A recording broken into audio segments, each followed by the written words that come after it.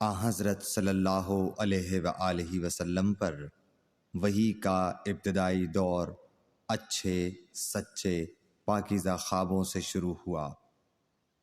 آپ خواب میں جو کچھ دیکھتے وہ صبح کی روشنی کی طرح صحیح اور سچا ثابت ہوتا۔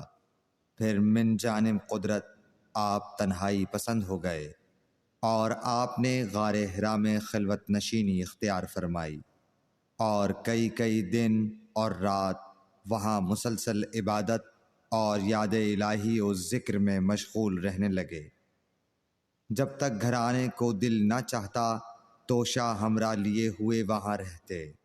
توشہ ختم ہونے پر ہی اہلیہ محترمہ حضرت خدیجہ رضی اللہ تعالی عنہا کے پاس تشریف لاتے اور کچھ توشہ ہمراہ لے کر پھر وہاں جا کر خلوت گزین ہو جاتے۔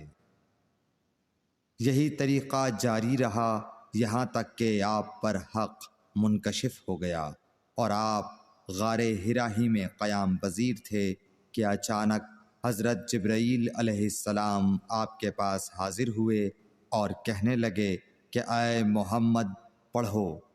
آپ فرماتے ہیں کہ میں نے کہا کہ میں پڑھنا نہیں جانتا۔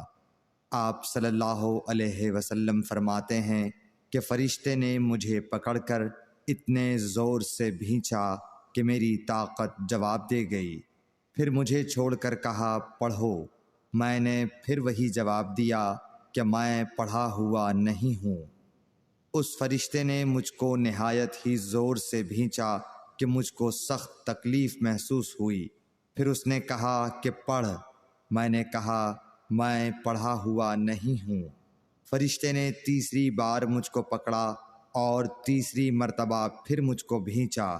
پھر مجھے چھوڑ دیا اور کہنے لگا کہ پڑھو اپنے رب کے نام کی مدد سے جس نے پیدا کیا اور انسان کو خون کی پھٹکی سے بنایا۔ پڑھو اور آپ کا رب بہت ہی مہربانیاں کرنے والا ہے۔ بس یہی آیتیں آپ حضرت جبرائیل علیہ السلام سے سن کر اس حال میں غار حرا سے واپس ہوئے کہ آپ کا دل اس انوکھے واقعے سے کانپ رہا تھا۔ آپ حضرت خدیجہ کے ہاں تشریف لائے اور فرمایا کہ مجھے کمبل اوڑھا دو، مجھے کمبل اوڑھا دو۔ لوگوں نے آپ کو کمبل اوڑھا دیا۔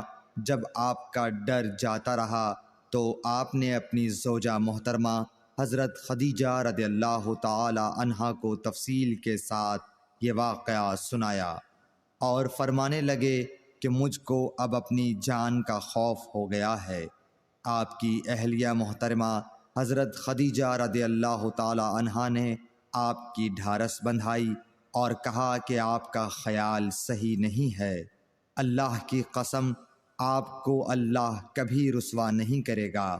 آپ تو اخلاق فاضلہ کے مالک ہیں۔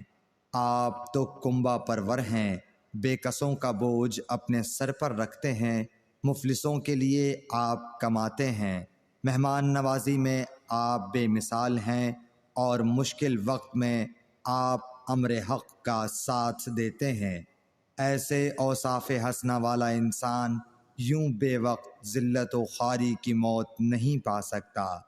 پھر مزید تسلی کے لیے حضرت خدیجہ رضی اللہ تعالی عنہا آپ کو ورقہ بن نوفل کے پاس لے گئیں جو ان کے چچا زاد بھائی تھے اور زمانہ جاہلیت میں نصرانی مذہب اختیار کر چکے تھے۔